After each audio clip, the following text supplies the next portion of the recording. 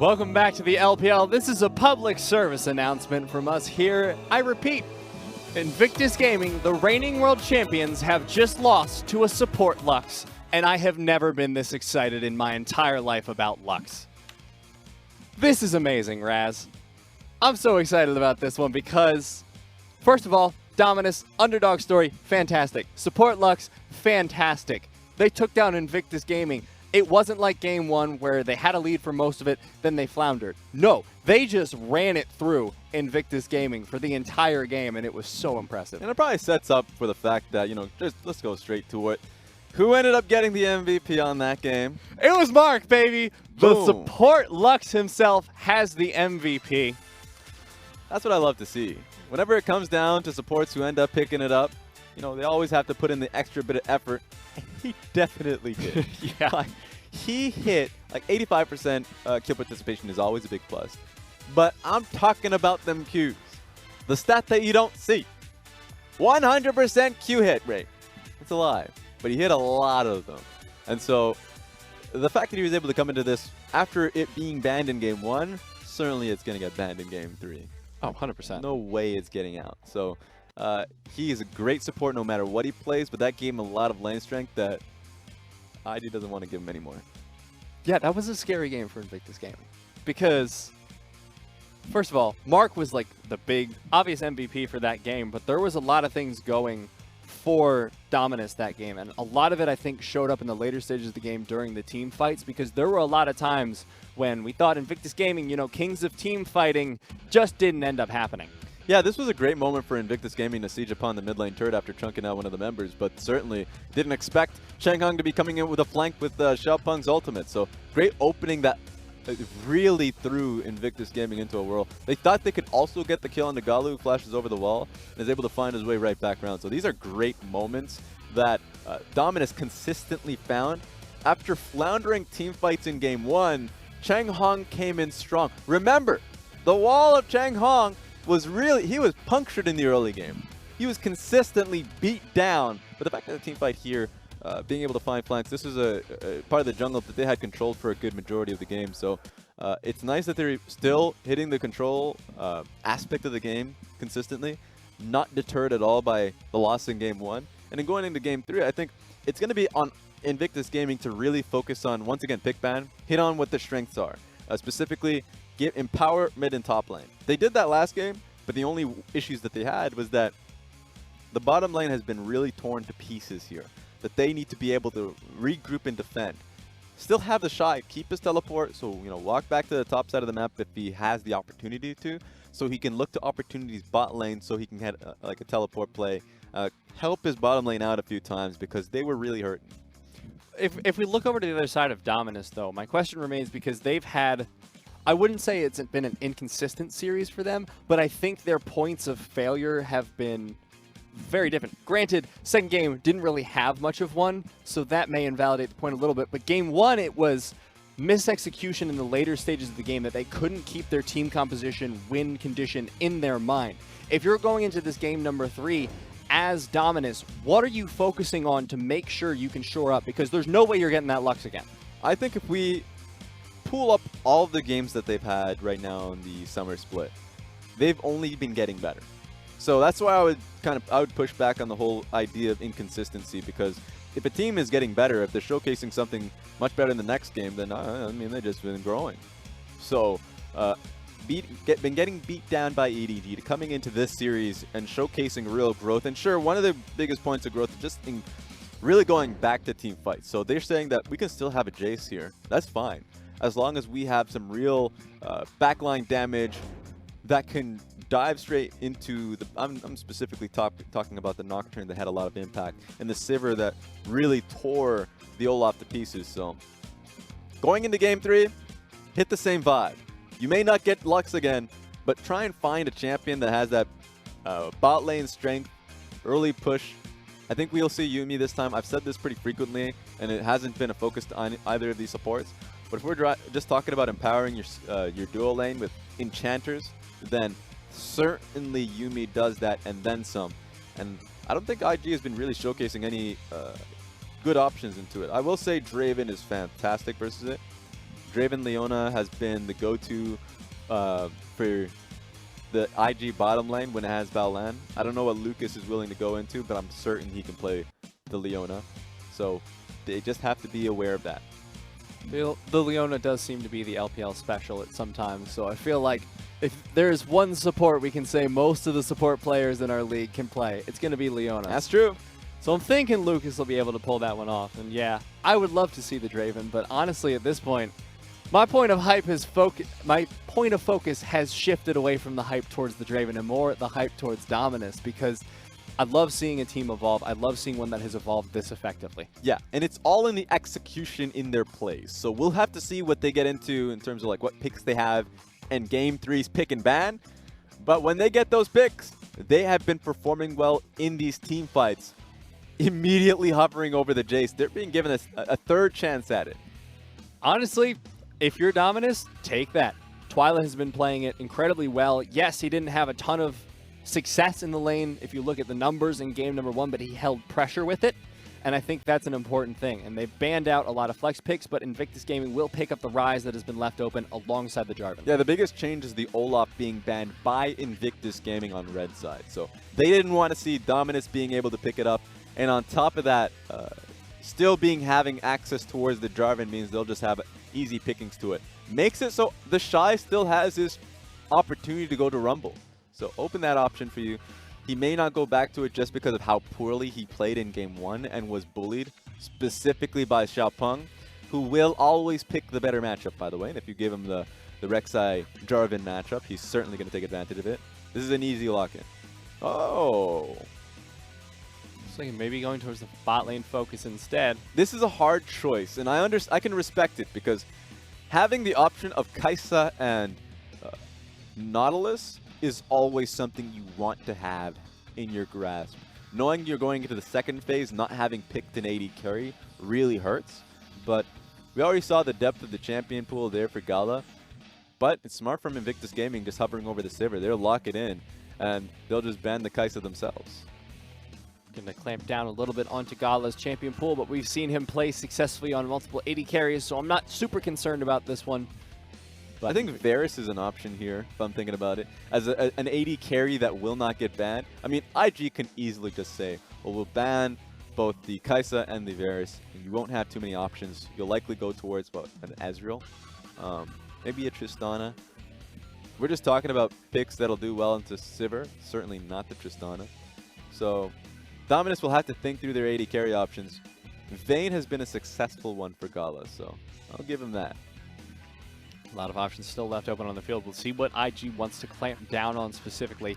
Dominus have a clear focus. They want to take away the supports, but instead, Invictus Gaming take away the Ezreal, so that Varus is still up on the field. Yeah, I'm surprised they went and banned out the Ezreal. I think they just want to ban that added safety and protection, because Invictus Gaming, currently their composition is allowing bot lane shove and a possible dive with Realm Warp being there, Cataclysm there for Jarvan. They want to make it easier to get on top of GALA. If they get his flash, they want to know they can get the kill. So it looks like Invictus Gaming are giving more respect to the bottom side of the map. Dominus taking away the Taric. They don't want Lucas to get that one again. Instead, it looks like they will be looking for the Braum potentially here alongside the Sivir. A lot of fast autos coming out with the Ricochet auto reset, so not a bad lane matchup for him. Teams usually pick the Vayne into the Braum. So if we're just talking about AD carries that do well into, let's say, legitimately the best matchups of Braum and Sivir, it seems like a no-brainer. The Jinx, though, is a great hover. So Jinx has the same attributes. And there's a lot of great lockdown, too. We're talking about the lockdown between Jinx and Thresh. The lockdown between Jinx and Nautilus is just threatening. So I think you lock this in. I know usually the cardinal sin is about talking about hovers, but there's a reason for this hover. And I would love for him to do it. Don't pick the Xayah. Thank you. Yeah, there we go. Love to see Jinx, one of my favorite AD carries to see on the big stage. There it is, Chanhong's favorite potato. You call it a potato, I call it a beast, a fridge. I want to see him lock this one in. I mean, he's going to. He's got it. He's 100% going to. You think Chanhong, you think Sion. Oh. So the only concern that I had with the composition, and he's recognized this, is the lack of AP damage on this team. If you have both Jace in the mid lane, Jinx to the AD carry, the Rek'Sai all in tow, then the problem is, you look to Invictus Gaming, they just start stacking armor, and you have a lot of difficulties of being able to make your claim there. So going towards the Vladimir, they still have a lot of flank pressure. So, and on top of that, if Vladimir's coming from the front, there's a lot of zone there as well for him to just walk right in and allow Jinx to get his damage off. So there we go. Some flank pressure, though, on the side of Invictus Gaming has been added with that cannon pickup for TheShy. Excellent choice for him. He's performed incredibly well on it in the past, but I feel like you can say that about most of his champion pool. There's a triple teleport on the side of Invictus Gaming. Oh, boy.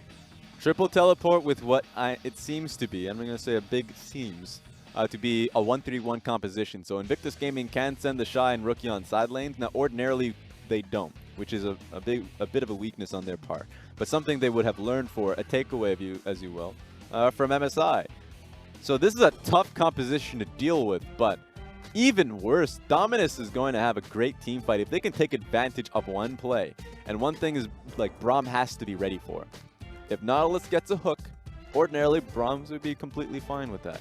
But if that gets, like, stacked up with the Nautilus auto attack, the chompers from Jinx, it's a lot of damage that she's going to walk you down with. And all it takes is that one reset for her to go wild in a team fight. So just watch out for her blaring red alarm.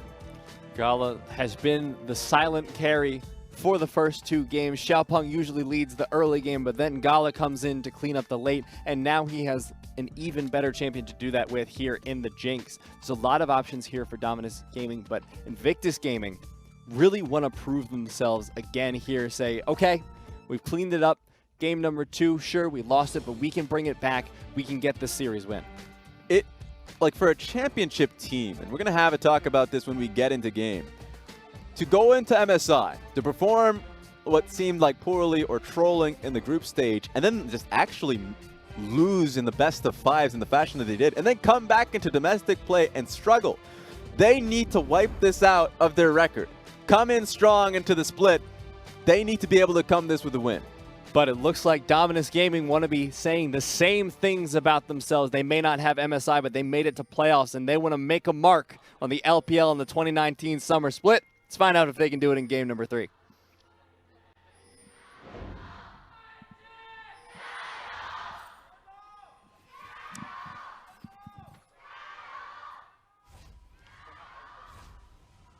Chanhong taking a little bit of damage there in the early level 1 trade.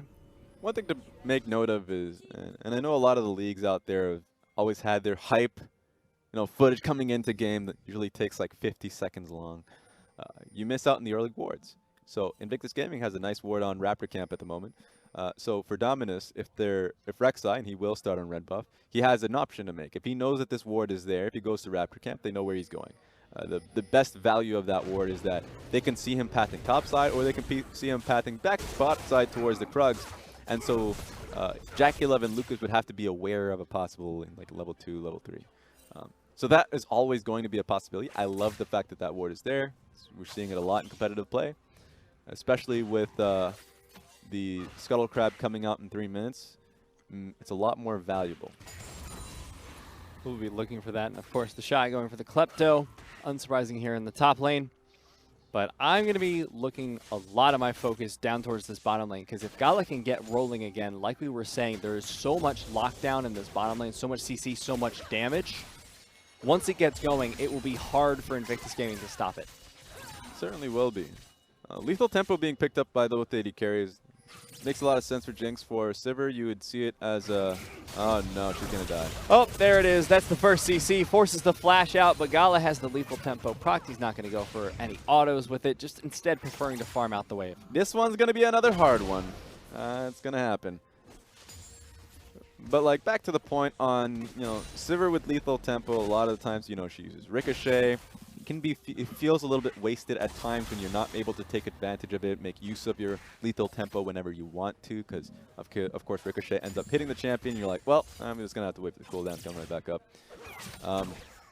So we'll see what she ends up getting out of laning phase. Use her potion immediately because of that trade, and her flash, of course. She has teleport, so the advantage in terms of combat spells is certainly in GALA and Mark's favor. Teleport, as you said, but also the heal still available on Lucas for his AD carry. Yep. That's true. Mid lane. Xiaopeng deciding not to go for that gank. Ward going to spot out the roam from Twila. He's going to try and get a Ward, cheeky little vision onto Ning, but he won't be able to see him clearing out the camp. But Ning rotating up towards the top side, might be looking to gank for TheShy this time. I think Jace would have been able to see the Raptors being pulled into the bush. That's my expectation. Always hard to tell with Fog of War. But Ning for certain is known to be on the top side. You can already see Jace kind of leaning over to the right side of the map. It's always a tough call because, remember, left side of the map is where Xiaopeng is, but Xiaopeng is on the farthest side of that map, so he's not even going to be anywhere near the Jace if skirmish was to happen, so he's making the best call to be on the right side. Now they're engaged down in the bottom lane. Not a whole lot going to come of it, however.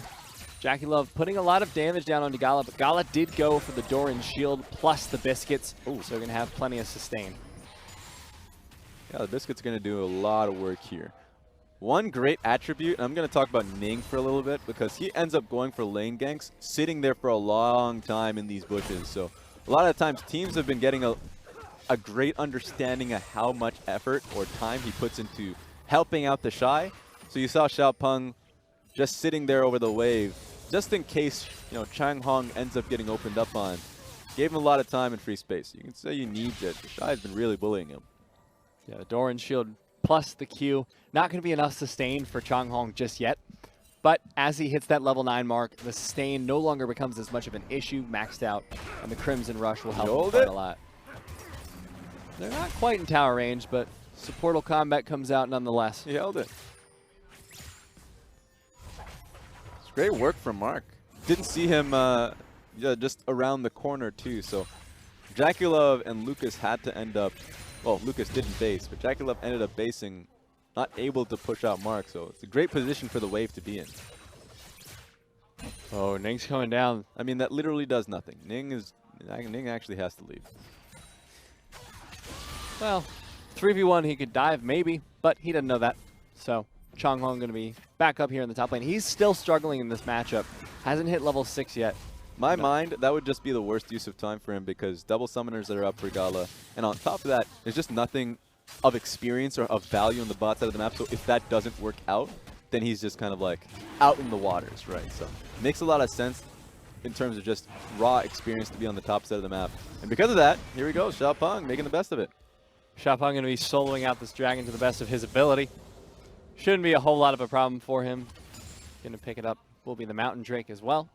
So it'll give them a lot of tower taking potential with the Jinx as your AD carry as well. That's just a beautiful combo. Yeah, we'll see what we end up getting as a reroll. Like, I'm always really interested in what the next dragon's going to be. If it's something to fight over, remains the Mountain Dragon. So double Mountain is already going to be the call here.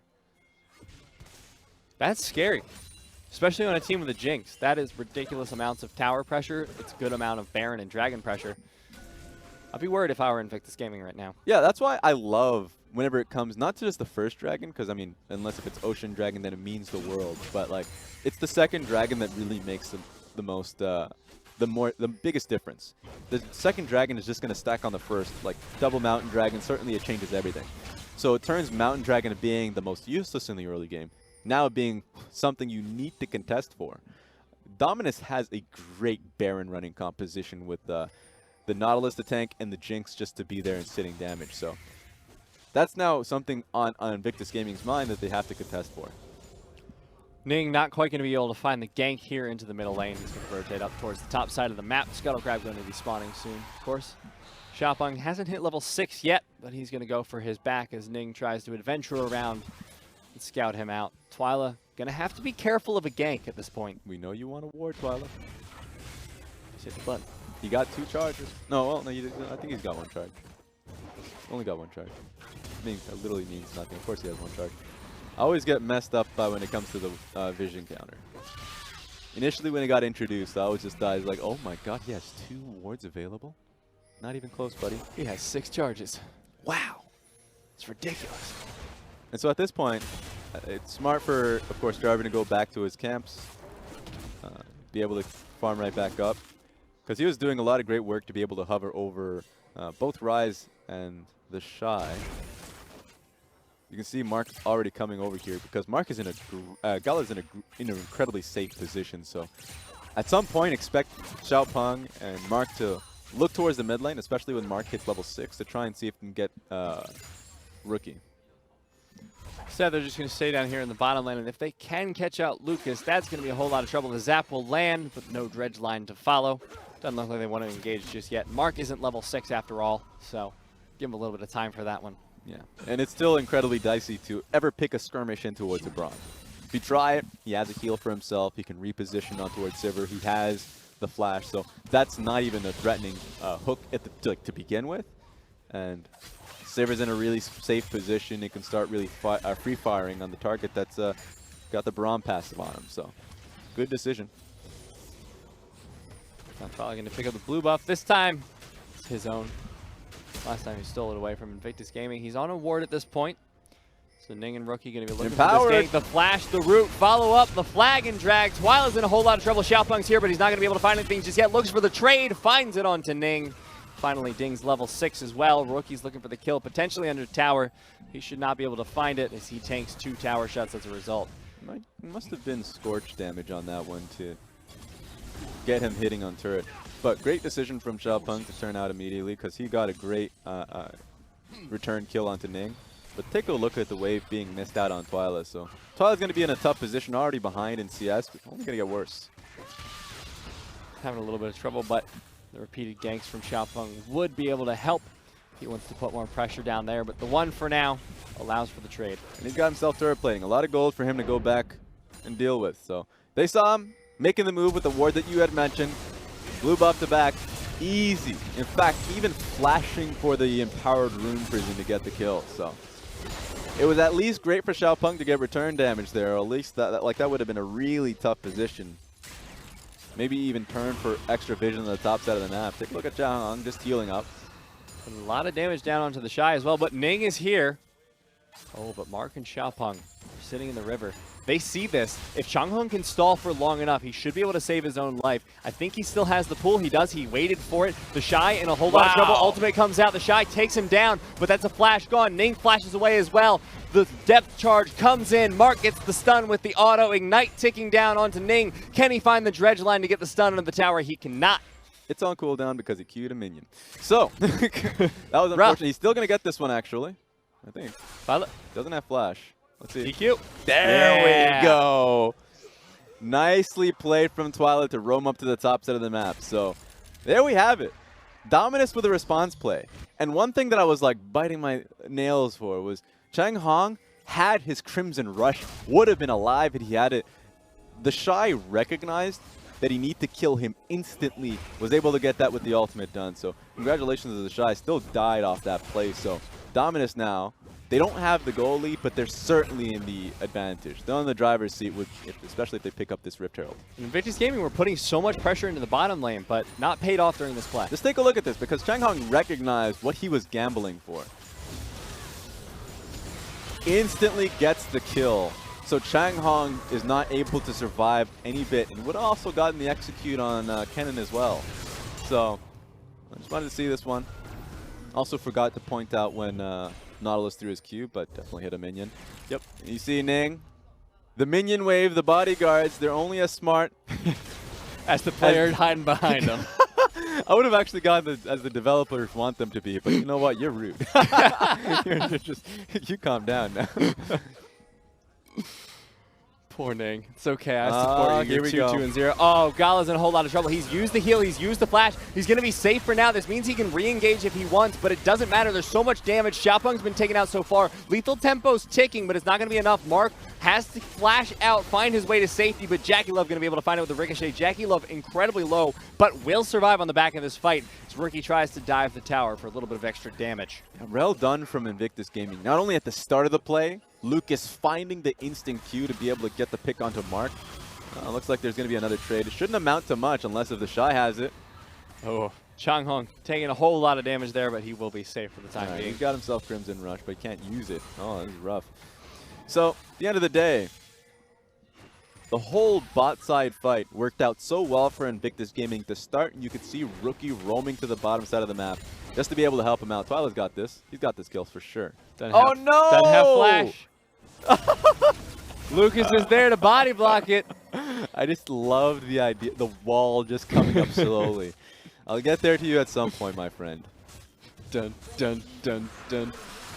We did get that, and Ning got the Mountain Drake afterwards. Let's take a look at that bottom. Great start to try and get the kill on the GALA. As you already mentioned, both flash and heal used to back up in a way. Still, not enough damage on the side of GALA because he cannot even get close to this side.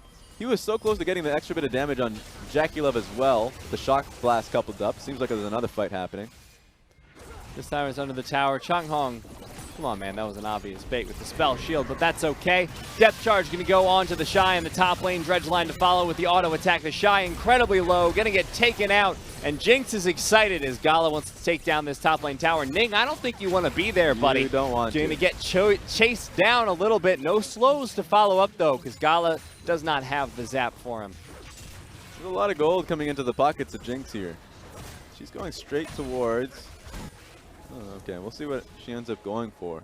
At this point in time, GALA is able to continue to get the damage for herself, open up the map, which is more important as well. Really force them into the team fight situations.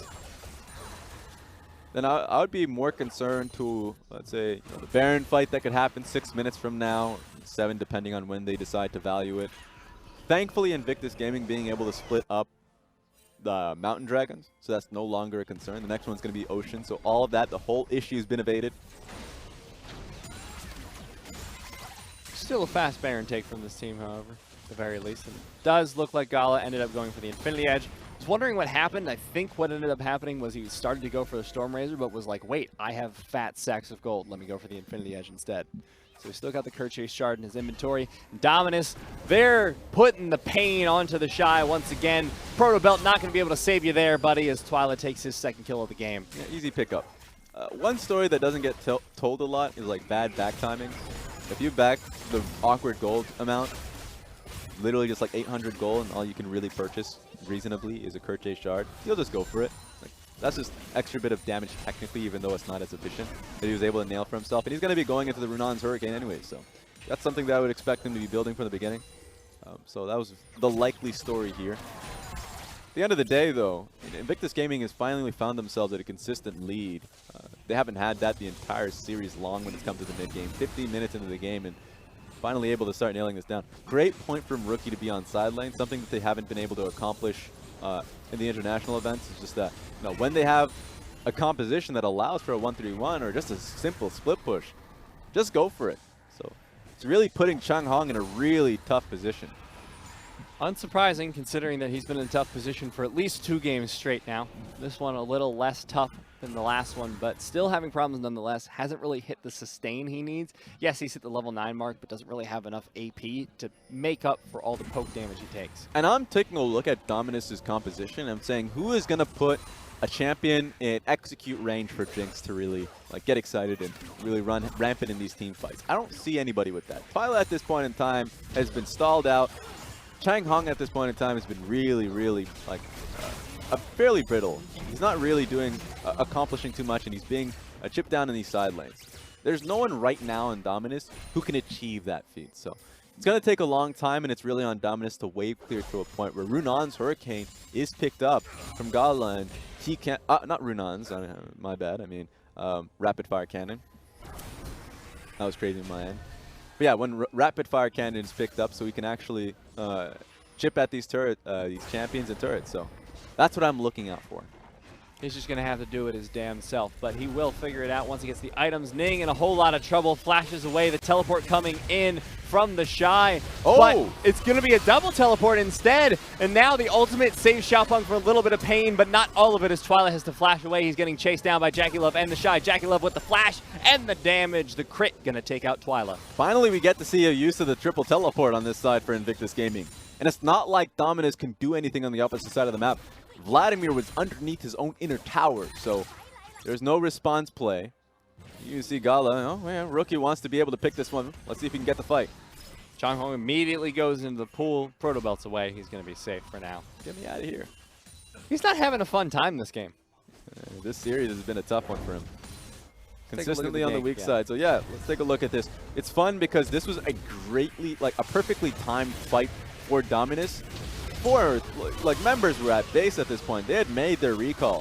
3 members still coming onto the map, but of course you have double teleport coming through, counteracts this play entirely, and the 2 members from Dominus were still sitting in the mid lane, so a little bit unfortunate. TheShy coming back to lane. Got his maxed out W. They were taking a look at his Klepto procs. I would much rather see how much gold he has currently sitting on. Huge CS advantage that he's had over Chanhong, even though he's not being matched against him at this point in the game. But he's been really getting a lot of gold for this. Oh, this is a problem for Dominus. Mark is in a whole lot of trouble. Doesn't have a depth charge to use, or already used it. Now Chanhong in the middle of a bunch only lands the Hemoplague onto 1, so he's not going to be able to find a whole lot of healing with it. And now the double kill for Ning on the bottom side of the map. So Invictus Gaming just get a free team fight there. Super Mega Death Rocket will not find Lucas either. Yeah, no reason to be in the jungle. You're already that far behind, and although the AD carry JakeyLove is back at base, at this point in time, just play the wave control. You need to be able to push these waves, keep them away from your inner mid lane tower. And at this point in time, it's getting real rough. Twila, you better watch out. It's weird in this slower game with less of a lead that they haven't had from the beginning and haven't been able to push. Dominus start to fall behind. They start to make these mistakes. Invictus Gaming have picked up a 6K gold lead for themselves. They're up a dragon. They're up 2 towers. This is the IG that we wanted to see at an international, or at least what we saw at Worlds. Invictus Gaming that certainly slowed the pace of the game down and has played it to their composition. That when we're seeing Rookie on Rise, he's not essentially team fighting with it consistently. He's trying to get a shove in mid lane and try and punish by Realm Warp drop on side lane on Chanhong. Or just start out of being on the side of the map. So they're continuing to keep Dominus in these side lanes so they can never team fight. We'll see if they can find something.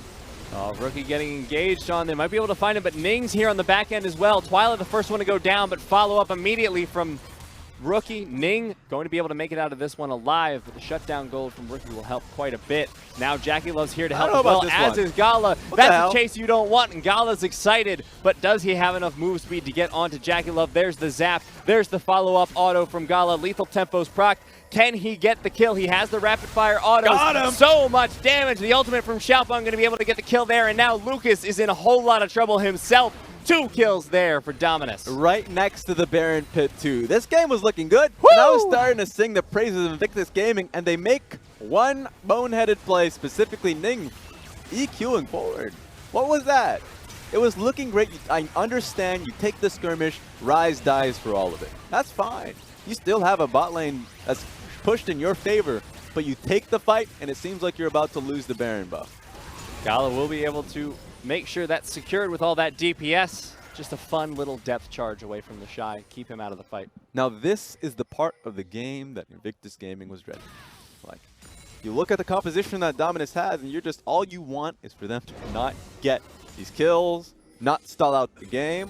And this is, the very start of it where I'm very respectful of Invictus Gaming and how they played this one out. They take a 1-for-1. That's fine. That's okay. You can see what's happening, JakeyLove comes through. If they take the top lane tower, I'm okay with that. But you can see Ning decides to fully commit to this. You should be aware that Dominus is certainly going to come to respond as well to the fight. And it comes to an entire chase. You're going to get followed. It's going to happen. So I don't want to see the entirety of it. I guess we are anyways. But it's these small errors that result in these massive openings. And now for Dominus, they've got it. Perfect, and Dominus back in it. Once again, you have almost the double Zeal items completed there for Jinx. GALA 3-0-1. Despite all the craziness, despite all the fighting Raz, GALA's still deathless. Now, this is when I look to the Colonel and say that you're going to be tilting that one up towards Dominus very soon. I have a lot of faith that that 3K goal lead is going to be made up for. We'll have to see if they can respond to this one properly. Vladimir has to be basing at this point. There's nothing you can get on this side of the map. Like they're confident in the wave clear for the time being, because Chanhong is staying on the bottom side of the map. Okay, let's see what we can get. He doesn't have teleport. Teleport advantage will be there for TheShy. We'll have it soon enough. Okay, he's basing. Perfect. Just wanted to get enough gold for the Morello Icon, I think. All right. Okay, well, I don't know how he even saw Ning in the area. But Xiaopeng was getting a little bit too suspicious and finds him with the Seeker's Prey Seeker. Are you kidding me? Is he ghosting? This man's ridiculous. Is he on ProView? Available now for $15 US. Okay, stop. But GALA gonna farm it up a little bit now. Ning not gonna be able to find his cheeky flank there on the top side of the map. So that's what I was talking about with buying time. GALA's going to get to a point where he's going to get his second Zeal item completely picked up. Does he have Flash? Yeah, Xiaopeng still has Flash. There we go. He was trying to save it as best he could. Did end up needing to use it in the end, though. It's okay that they're losing Ocean Dragon. I'm not too concerned. It may be a second Ocean, but these team fights are not poke-heavy from the side of Dominus. They may have the Shock Blast there from Twila, but past that point, they're all invested in these all-in fights. So I'm looking at how it's going to be playing out. Dominus still has a very scary composition to deal with. Look at the items they've picked up as well, because you have Xiaopeng, he's picked up the GA, so he can dive even further, even deeper, and still be alive. Ning has not yet finished his. And you look at the 80 carry position, GALA 301, 230 CS, but more importantly, 3 items. He's got the double Zeal items, he's got the rapid fire cannon for the range, he's got the Runin's Hurricane for the AoE damage, and the Infinity Edge for a fat amount of AD on top of it. He's cashed out. He's got what he needs for the next team fight. The question is when it's going to come. And another question mostly comes in the fact that, remember when we were having a discussion between Vladimir and Sion? He needs space and time to deal with these fights. And his front lines just don't exist at this point in time. At this point in time, it's Mark, who's a support that doesn't have the gold and can, whittle away, or a Vladimir who's been really put behind this game. So as long as Xiaopeng and Chanhong can pay and waste a lot of time from Sivir, then GALA can get going. But at this point in time, I have a lot of faith in the door of Braum. Right now, it feels like it's anyone's game. Invictus Gaming do still have the gold lead, but it has shrunk considerably. Last time we checked in, it was 6K, and as you mentioned, back down to 3K already. And I don't want to sound contradictory, because I still said that at the end of this, I love Dominus' teamfight comp a lot more. So I have this tilted to Dominus, regardless of the gold lead Invictus Gaming had. But it's on Invictus Gaming to still sit themselves on sideline. Do not find yourself in a full 5v5 situation, because that's where the largest margin of error it really is contained in. Luckily for them, they won't have the opportunity just yet. There's no big objectives to fight around, so unless they just take a fight for fighting's sake, which we can never rule out here in the LPL, they don't have a huge thing to fight over. Well, I mean, to answer your question, Ning is waiting. Isn't he always, Raz? Oh, he's waiting, by the way. Oh, my God. This is going to be ridiculous. I'm excited for it, but it's going to be ridiculous. At this point, I don't know what he's going to do, because a dive underneath tower is not viable, and he is so far away from his team. If they find Chanhong there, if they see him, then they can turn it on a dime. But right now, this position that he is more detrimental than anything. Where's he going to get engaged? Is he going to EQ onto the blast plant, then smack it and try and cataclysm onto Xiaopeng? Now you're going too creative. He's literally just going to walk up and EQ on top of a champion. It could be Xiaopeng, depending on the position. Looking to TP flank. There he is. That's a deep flank.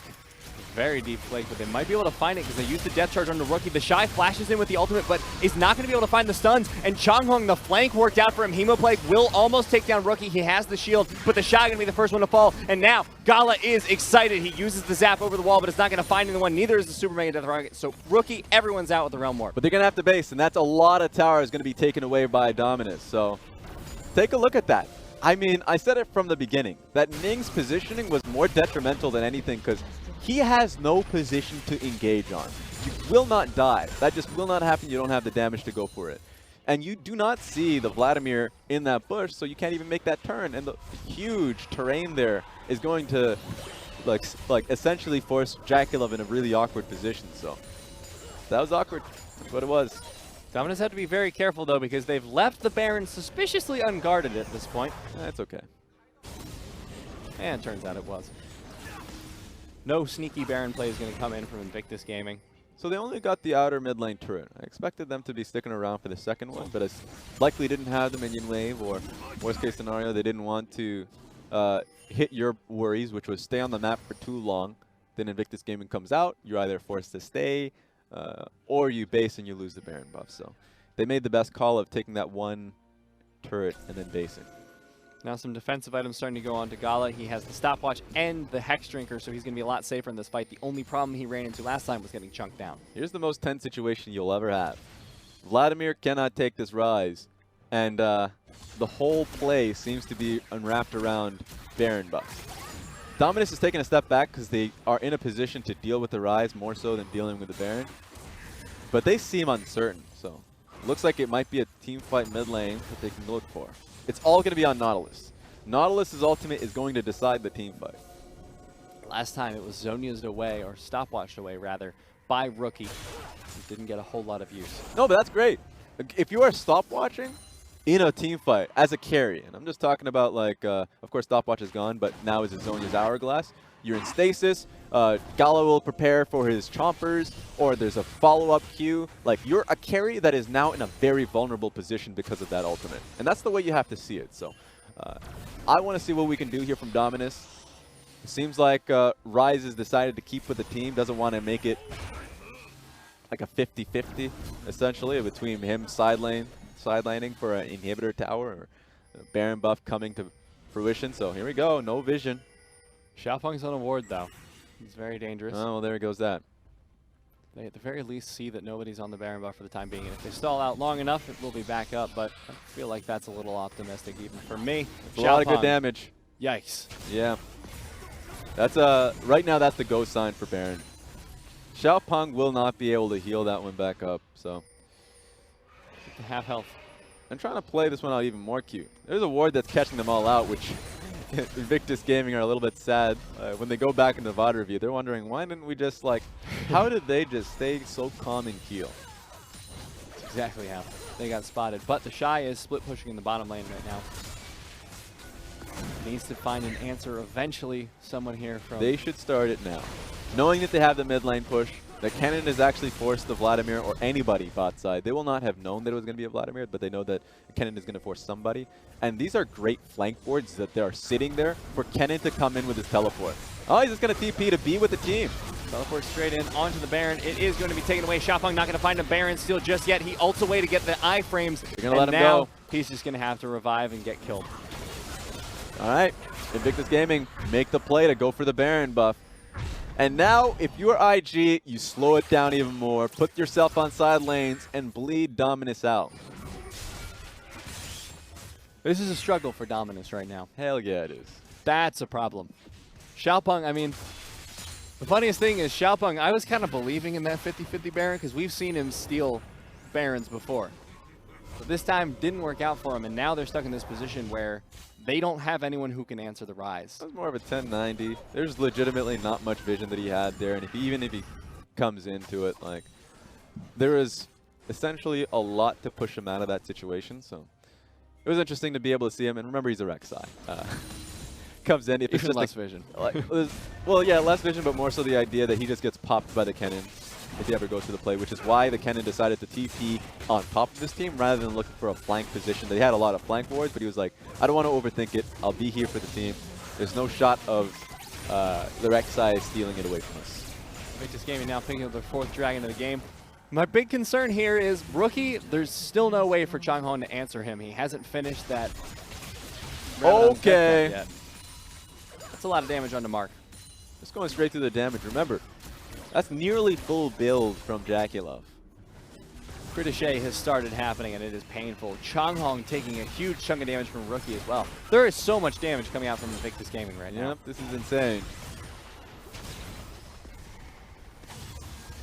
Don't really have a way to stop this siege in either of the lanes. So the mid lane inhibitor tower going to be taken down here by Invictus Gaming. They're threatening onto the inhibitor. Meanwhile, in the bottom lane, Rookie still pushing it out. They don't even need a 5th member up here to take it down. They will find the mid lane inhibitor. They're rotating down into the bottom lane. We hit late game silver status with the stopwatch that she has as well.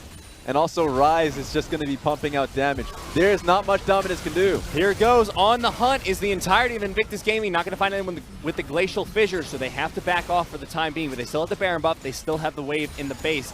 This may be Dominus Esports' last stand. They cannot wave clear in time. They just have to watch out for the ricochet damage. At this point, it's going to shred Chanhong. Chanhong already taking the damage. TheShy jumps in. Death Charge is going to land onto him. GALA still alive. procced already with the Hex Drinker, but it's not going to be enough. The double kill already coming in from JakeyLove. Someone dies under the fountain. GALA trying to do as much damage as he can, but will it be enough? He takes down one. No He's way. about to take down two. He defends the base and saves the game. TheShy dodging away from the zap, but it doesn't matter. The Nexus is safe for now. Wow. Everybody was ready to just put it away, right? You probably had Rookie mid, like, unplugging his keyboard. It's like, it's all good, guys. But then here comes Jinx. Now, this is going to be a tough one because a lot of teams, when they're put in this situation, they're like, okay, how many teleports we have? 2. How many wards do we have in this right now? We'll have to see if they're cleared out. There are a few right now. I believe there are 2 wards in the base at the moment in time. So just take a look at how this was repelled to begin with. GALA was essentially waiting for TheShy to come out of stasis. And so he can just get the execute damage at least. So he was able to get Rookie, it seemed. AoE damage nailing them down. We're back. So much damage from those autos. You can see the pink ward has been placed in the base of Dominus. They had the exact same thought that you did, Raz. They got rid of those real quick. There are way too many teleports for you to be confident in. Now, that one's an interesting one. Okay. Not quite sure about that one, but there you go. I think Rookie's pretty confident this one's over. He just wants that blue buff, I guess. He's going to be with his team very soon. So yeah, it's just that one play. And remember, well, Realm Warp is going to be... Oh, he's going to use it to join his team. Oh, I wanted something creative. Either way, nothing too cute. Let's get him. There he goes. The Cataclysm in. GALA doesn't have Flash, so there's no way out of this one for him, which means the hopes of Dominus in this team fight are all but gone. TheShy chasing it down. The Nexus exposed. JakeyLove goes down. It doesn't matter. He has the GA. And Invictus Gaming, in a 35-minute struggle, finally end it down. They win their first series of the summer split. That was a tough one. That is a welcome back home that I've ever seen. I don't think anyone out there, they ain't happy about it. More so sweating. That's like summer heat and then some, but they pick up the win. Congratulations to Invictus Gaming. They battled through it. They battled through it, but Dominus, man, I'm so happy about them because we have not seen them put up this hard of a fight. I think the EDG series was really promising from them. It was a 3-0, but then when they went up into the next stage, TOP just demolished them. But this time, I think they put up a huge fight. Yeah, and remember, this was a great Series 1 for Invictus Gaming and a second series for Dominus, where they're going to be coming out 0-2. That's the reality of it. A lot of the times, people will not remember the details when it comes down to Week 8, Week 9. You need to be able to get the job done. And so that hurts for them. I think the only positive is that they were able to still take points. Points still matter quite a bit. It's what essentially snuck them into the playoff run. It's being able to have enough points to get through. So Invictus Gaming, to me, when we talked about MSI takeaways, the 2 members of JakeyLove and Rookie, them needing to be able to consistently play the way that they did in MSI, I feel like for Rookie, we saw a little shaking performances. I wasn't happy with his performance. That's just the reality of it. I think JakeyLove came in strong. I think a lot of love for the JakeyLove. He had a tough series. I will give him that. He was on the weak side. He was getting hit by a lot of Lux keys and all of that. But in terms of his late game team fighting, we got to see a lot of that one in this game to nail it down. So we will not see the last of a lot of these problems that are still being introduced, specifically from MSI, and now you get to see it in this series. When Invictus Gaming goes up against the top teams in the LPL, they will get challenged. So this is the first time. I'm not too sure about them being able to win that cup. I know this is the first series, once again, I'll tell you that. But a lot of teams are empowered right now in the LPL. The positive we can say, though, is that rather than this being massive alarm bells going off for IG if they had lost to Dominus, it's more of a mild panic now. That's true. That's fair. Just kind of slightly sweating, eyes wide open, scared. But you're alive. You know everything's going to go back to normal-ish. And I want to remind people of JD, because last split, they started out really weak. In fact, their first 3 weeks were very poor, and they were able to recover and essentially write their own history when it came to week 6. Moving onward, they find themselves into the finals. So that's the part of history that people will end up telling, but you need to really clean it up. So that's something that I want to see from Invictus Gaming is if the game plan is there, and I think at Game 3 they showed to me that they can play it slower, more respectful, play side lanes, but they still had a lot of blotches in both those first 2 games. as I said in the beginning, this should have been a 2-0 in favor of Dominus. Like, that reality is still going to be in the minds of all of the Invictus Gaming players and the fans out there. I think that brings up my favorite point of the night. Give it to me. That is, Dominus was about to take a 2-0 against the world champions. Yep. And it was on compositions we haven't seen them play comfortably before because, yes, Chanhong has played Gangplank before. We've even seen him play like Cassiopeia. So it is crazy the things that we've seen him pull out before, but this isn't the comfort strategy we've seen because we went into playoffs and we talked about this team and we said, Dominus, they like to play front to back, they'll have Sion, they'll have Kaisa.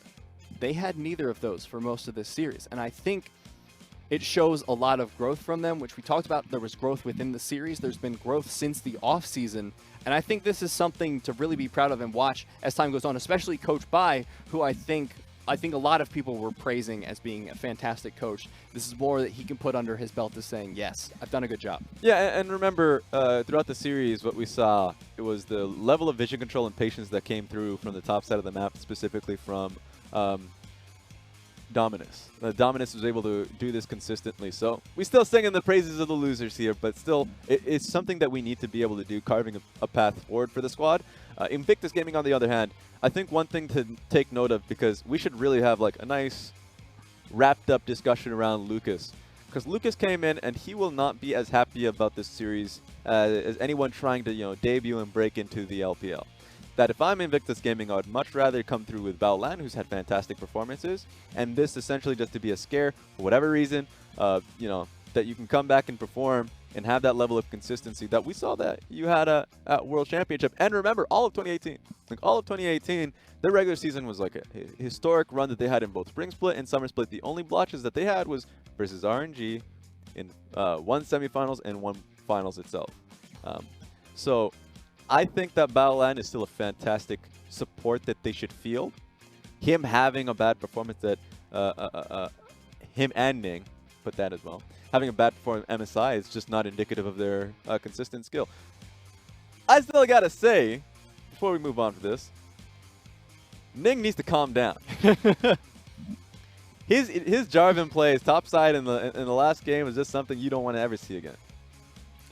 That was kind of my argument for Ning for a while, because case by case basis.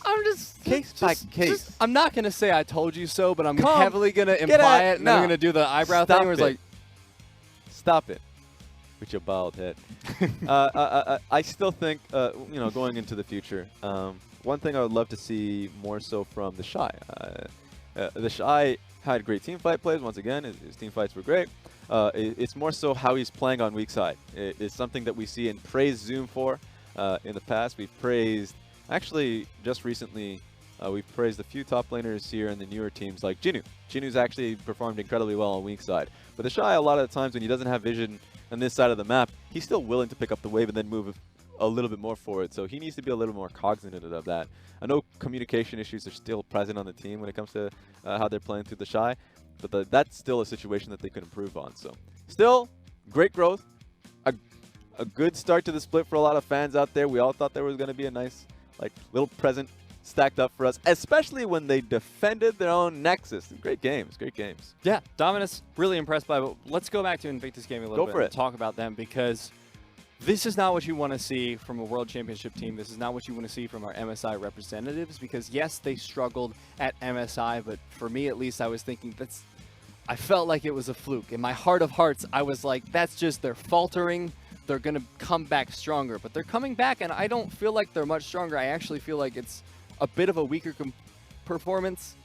So my thing is, I hate and despise the word fluke. I think fluke should just be disowned, thrown out the window. It is not my child. A lot of the problems with that is that, you always have to remember, if a team plays well in the day, they're the better team on the day. It's almost as simple as that. We say the same thing when teams, any sport comes out and have the same issues. And Team Liquid came to play in that series. Dominus, much like this, Dominus came to play in this series, and it could have easily turned on Invictus Gaming. There is not some hero aura over teams.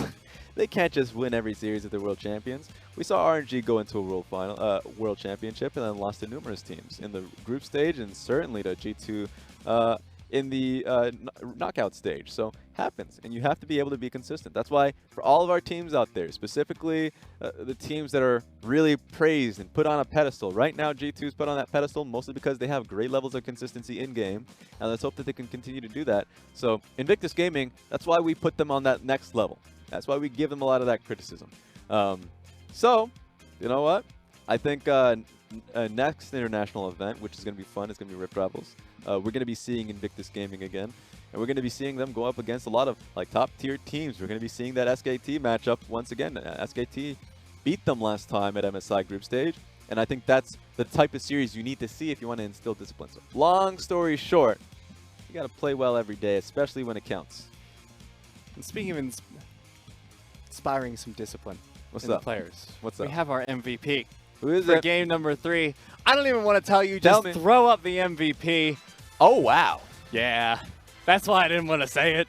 It's Ning, 95% kill participation, sure, but he hit. Look, you're never going to feel happy with it, but I think, like, you know, he still got a lot of engages off, This is as fair. a Jarvan should.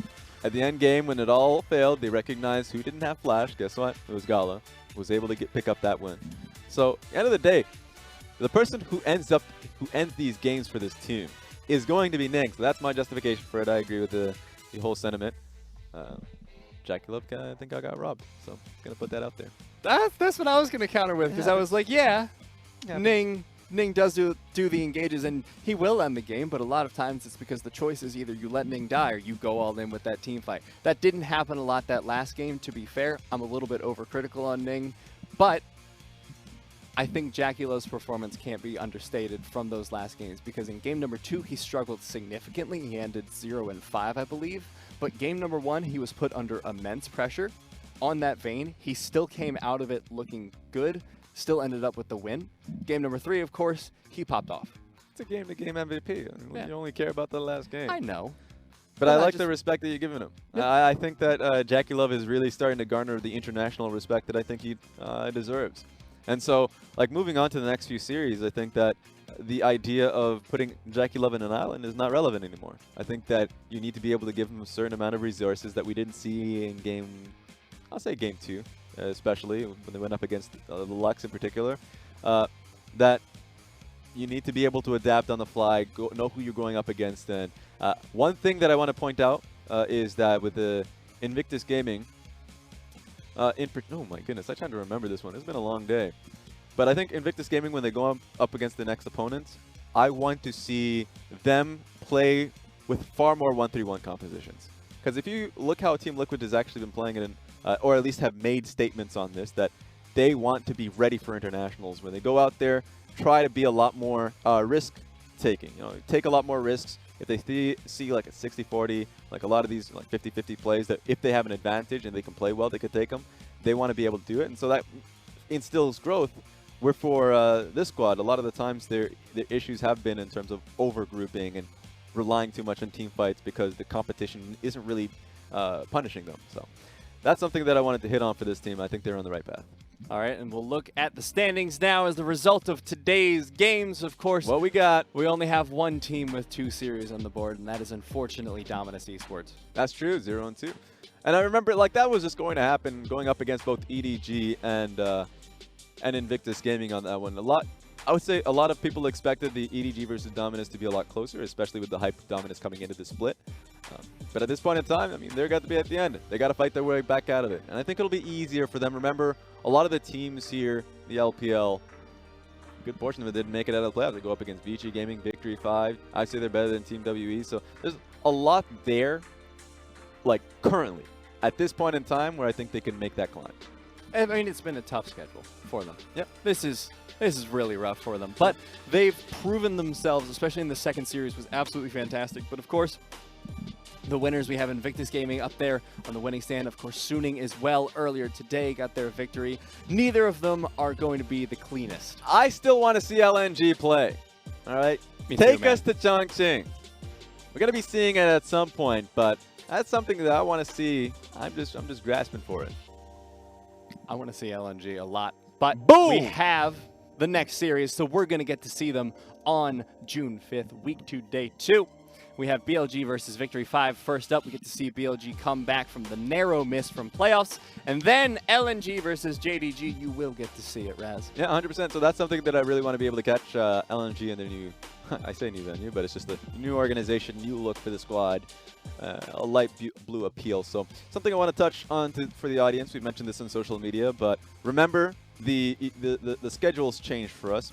For this half, we will be on Wednesday, so we'll be broadcasting this Wednesday, so remember to be there for us. But next week is when we change up. We're going to be broadcasting far more often on Tuesdays instead of the Wednesdays, so remember that broadcast change up. But for this week, in 2 days, we're going to be there.